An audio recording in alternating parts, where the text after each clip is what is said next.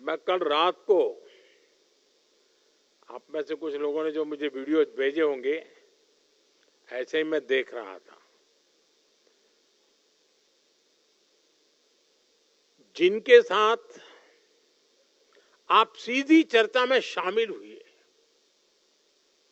उन अलग अलग एक्सपर्ट्स की आपके बारे में राय सुन रहा हूं।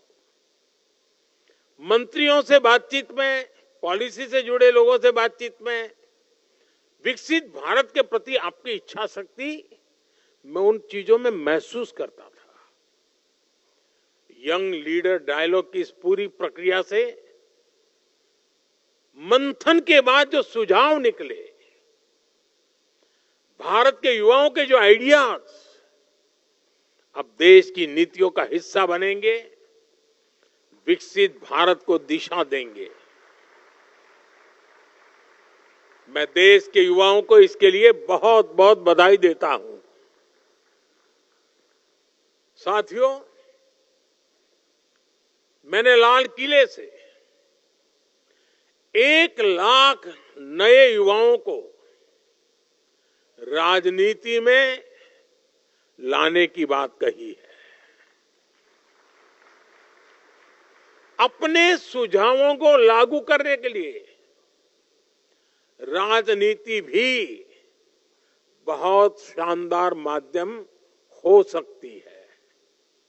मुझे विश्वास है आप में से ही अनेकों नौजवान राजनीति में भागीदारी के लिए भी आगे आएंगे। साथियों, आज आपसे बात करते हुए मैं विकसित भारत की एक भव्य तस्वीर भी देख रहा हूं। विकसित भारत में हम क्या देखना चाहते हैं, कैसा भारत देखना चाहते हैं। विकसित भारत यानी जो आर्थिक, सामरिक, सामाजिक और सांस्कृतिक रूप से सशक्त होगा, जहां इकोनॉमी भी बुलंद होगी और इकोलॉजी भी समृद्ध होगी, जहां अच्छी पढ़ाई, अच्छी कमाई के ज्यादा से ज्यादा अवसर होंगे, जहां दुनिया की सबसे बड़ी युवा स्किल्ड मैन पावर होगी, जहां युवाओं के पास अपने सपने पूरा करने के लिए खुला आसमान होगा।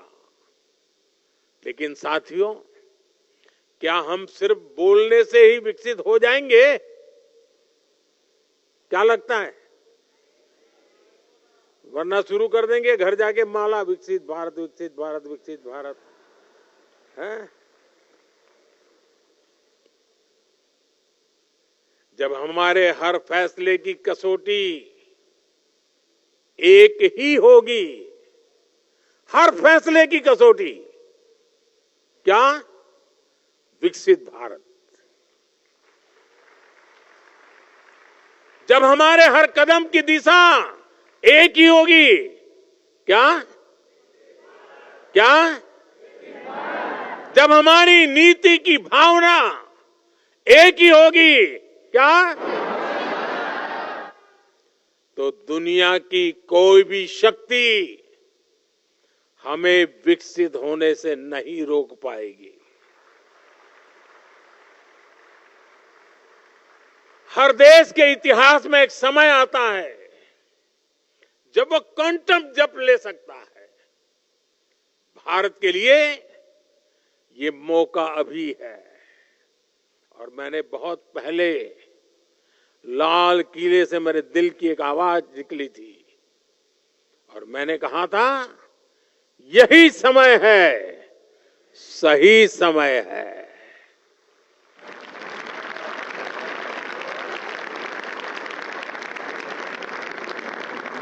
आज दुनिया के अनेक बड़े देशों में सीनियर सिटीजन्स की संख्या तेजी से बढ़ रही है और आने वाले अनेक दशकों तक भारत दुनिया का सबसे युवा देश रहने वाला है। बड़ी बड़ी एजेंसियां कह रही हैं कि भारत की जीडीपी में बड़ी बढ़ोतरी युवा शक्ति ही सुनिश्चित करेगा।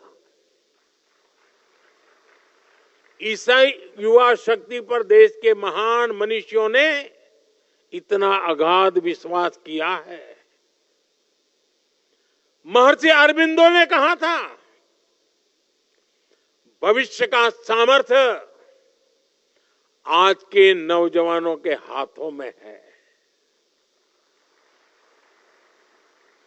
गुरुदेव टैगोर ने कहा था, युवा शक्ति जरूर सपने देखे और उन्हें पूरा करने के लिए जीवन खपा दे।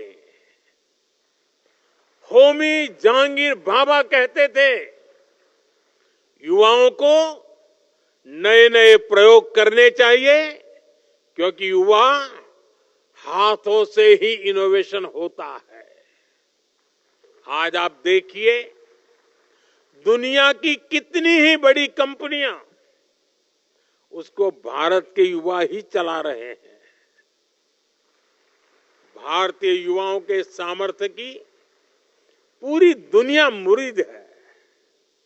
हमारे सामने 25 साल का गोल्डन पीरियड है, अमृत काल है और मैं पूरी तरह से आत्मविश्वास से भरा हूं। भारत की युवा शक्ति विकसित भारत का सपना जरूर साकार करेगी। सिर्फ 10 साल में आप युवाओं ने भारत को स्टार्टअप की दुनिया में टॉप 3 देशों में ला करके खड़ा कर दिया।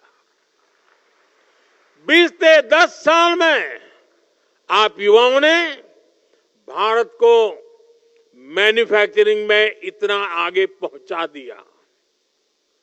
सिर्फ 10 साल में आप युवाओं ने डिजिटल इंडिया का परचम पूरी दुनिया में लहरा दिया। सिर्फ 10 साल में आप युवाओं ने भारत को स्पोर्ट्स की दुनिया में कहां से कहां पहुंचा दिया। मेरे भारत का युवा जब हर असंभव को संभव कर रहा है तो विकसित भारत भी जरूर संभव कर दिखाएगा। साथियों, हमारी सरकार भी आज के युवाओं का सामर्थ्य बढ़ाने के लिए पूरी शक्ति से जुटी है। आज भारत में हर सप्ताह एक नई यूनिवर्सिटी बन रही है।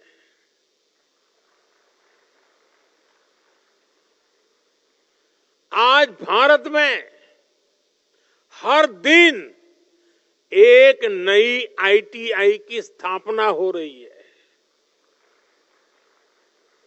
आज भारत में हर तीसरे दिन एक अटल टिंकरिंग लैब खोली जा रही है। आज भारत में हर दिन 2 नए कॉलेज बन रहे हैं। आज देश में 23 आईआईटीज हैं। सिर्फ एक दशक में ट्रिपल आईटी की संख्या 9 से बढ़कर के 25 हो चुकी है। आईआईएम्स की संख्या 13 से बढ़कर 21 हो चुकी है। 10 साल में एम्स की संख्या में 3 गुना वृद्धि हुई है। 10 साल में मेडिकल कॉलेजों की संख्या भी करीब करीब 2 गुनी हो गई है। आज हमारे स्कूल हो, कॉलेज हो, यूनिवर्सिटीज हो, क्वांटिटी हो या फिर क्वालिटी, हर स्तर पर शानदार परिणाम दिख रहा है। साल 2014 तक भारत के केवल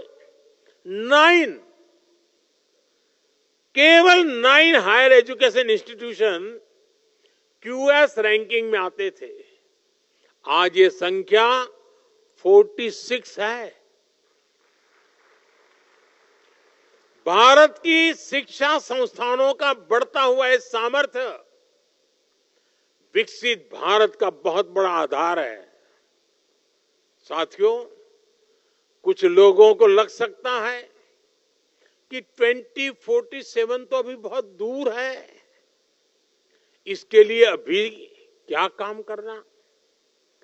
लेकिन उस सोच से भी हमें बाहर निकलना है।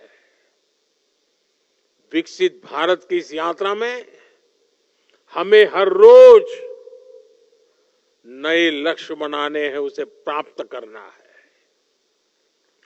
वो दिन दूर नहीं जब भारत दुनिया की तीसरी सबसे बड़ी इकोनॉमी का लक्ष्य हासिल करेगा।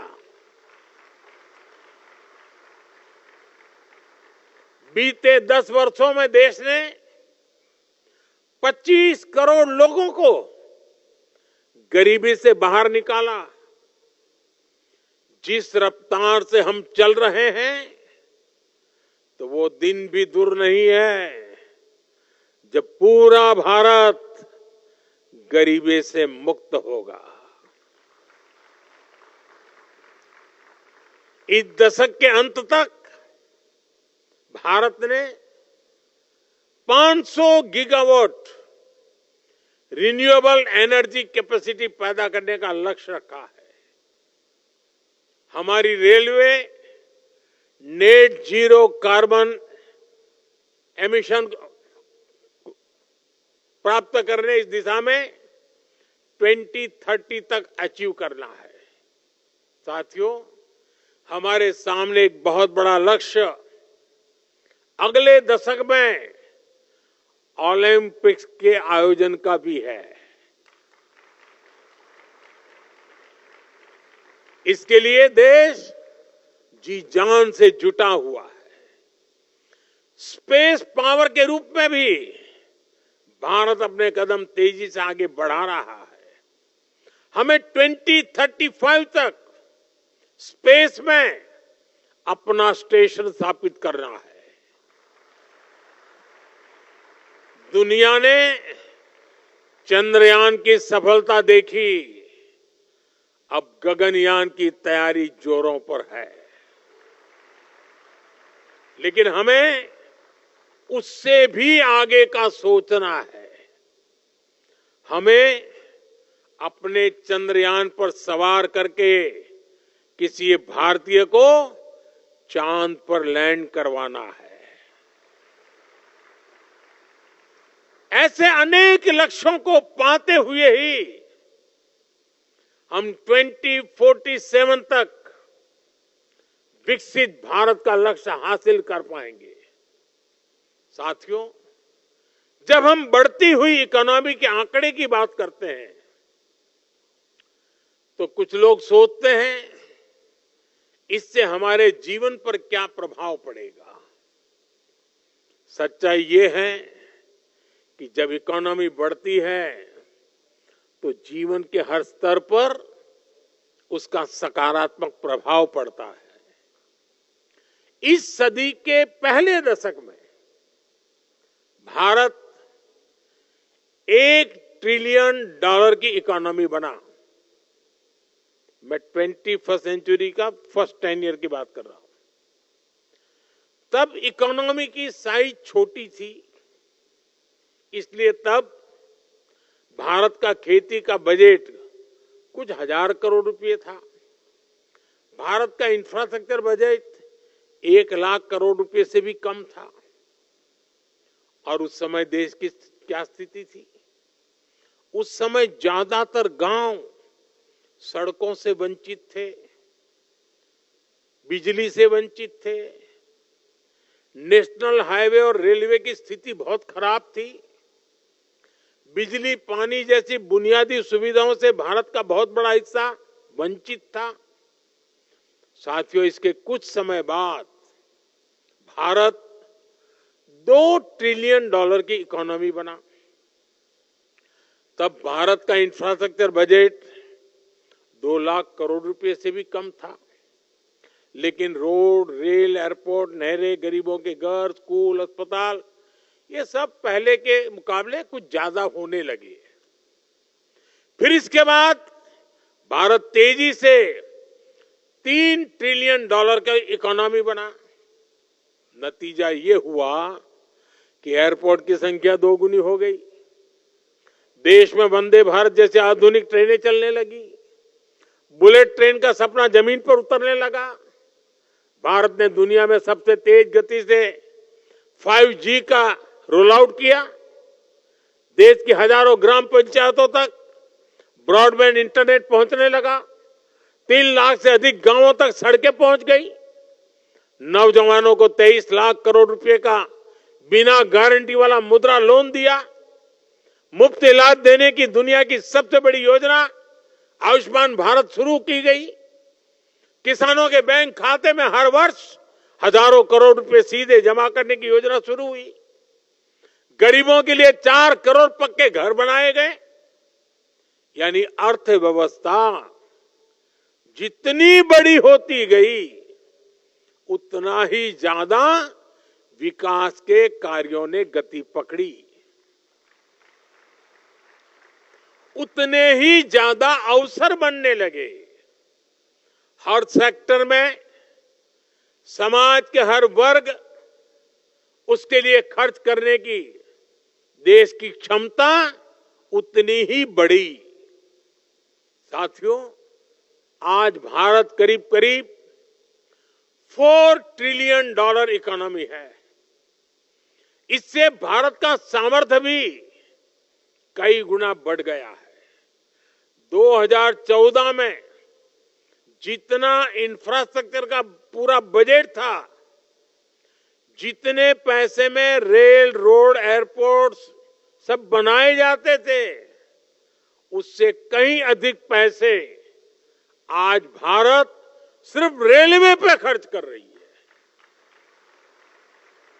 आज भारत का इंफ्रास्ट्रक्चर बजट 10 साल पहले की तुलना में करीब 6 गुना अधिक है। 11 लाख करोड़ से ज्यादा है। और इसका परिणाम आज आप भारत के बदलते हुए लैंडस्केप में देख रहे हैं। ये भारत मंडपम भी इसका एक खूबसूरत उदाहरण है। आप में से कोई लोग पहले अगर यहाँ प्रगति मैदान में आए हो तो मेले लगते थे बीच में, और देश भर के लोग यहाँ आते थे। टेंट बना करके काम चलता था। आज ये सब संभव हुआ। साथियों, अब हम यहां से बहुत तेज गति से $5 ट्रिलियन इकोनॉमी के पड़ाव की तरफ बढ़ रहे हैं। आप सोचिए, जब हम 5 ट्रिलियन तक पहुंचेंगे तो विकास की स्केल कितनी बड़ी होगी, सुविधाओं का विस्तार कितना ज्यादा होगा। भारत अब इतने पर ही नहीं रुकने वाला। अगले दशक की समाप्ति होते होते भारत $10 ट्रिलियन के पड़ाव को भी पार कर जाएगा। आप कल्पना कीजिए, इससे बढ़ती हुई इकोनॉमी में जब आपका कैरियर आगे बढ़ेगा तो कितने सारे अवसर आपके लिए होंगे। आप जरा कल्पना कीजिए, 2047 में आप किस उम्र के होंगे? आप अपने परिवार की किन व्यवस्थाओं की चिंता में होंगे? आप कल्पना कीजिए 2047 में जब आप 40-50 के आसपास होंगे, जीवन के एक महत्वपूर्ण पड़ाव पर होंगे और देश विकसित हुआ होगा, तो उसके सबसे ज्यादा फायदा किसको मिलेगा? किसको मिलेगा? आज जो नौजवान है, सर्वाधिक फायदा उनको ही मिलने वाला है।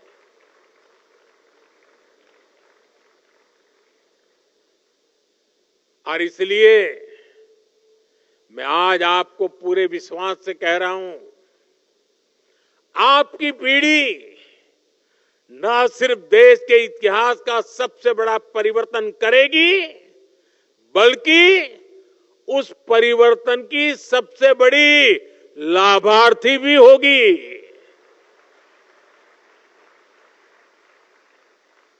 बस इस यात्रा में हमें एक जरूरी बात याद रखनी है, हमें कंफर्ट जोन की आदत से बचना है। यह स्थिति बड़ी खतरनाक होती है। आगे बढ़ने के लिए कंफर्ट जोन से बाहर आकर रिस्क उठाना जरूरी है। इस यंग लीडर्स डायलॉग में भी युवा अपने कंफर्ट जोन से बाहर निकले, तभी यहां पर भी पहुंचे। यही जीवन मंत्र आपको सफलता की नई ऊंचाई पर ले जाएगा। साथियों, भारत के भविष्य का रोड मैप तय करने में आज का ये आयोजन विकसित भारत यंग लीडर्स डायलॉग बहुत बड़ी भूमिका निभाएगा। जिस ऊर्जा, जिस उत्साह, जिस लगन के साथ आपने इस संकल्प को अपनाया है, वो वाकई अद्भुत है। विकसित भारत के लिए आपके विचार निश्चित रूप से बहुमूल्य है, उत्तम है, सर्वश्रेष्ठ है। अब आपको इन विचारों को देश के कोने कोने तक लेकर के जाना है। देश के हर जिले में, हर गांव, गली, मोहल्ले में विकसित भारत के इन विचारों से दूसरे नौजवानों को भी जोड़ना है। इस स्पिरिट को लेकर जाना है। हम 2047 तक भारत को विकसित राष्ट्र बनाकर रहेंगे। इसी संकल्प के साथ हमें जीना है, हमें खुद को खपा देना है। साथियों, एक बार फिर भारत के सभी युवाओं को राष्ट्रीय युवा दिवस की मैं बहुत बहुत शुभकामनाएं देता हूं और इस संकल्प को सिद्धि में बदलने के लिए आप सबके अविरत पुरुषार्थ के लिए सिद्धि प्राप्त करने तक चैन से नहीं बैठेंगे। इस महत्वपूर्ण शपथ को लेकर के आप आगे बढ़े।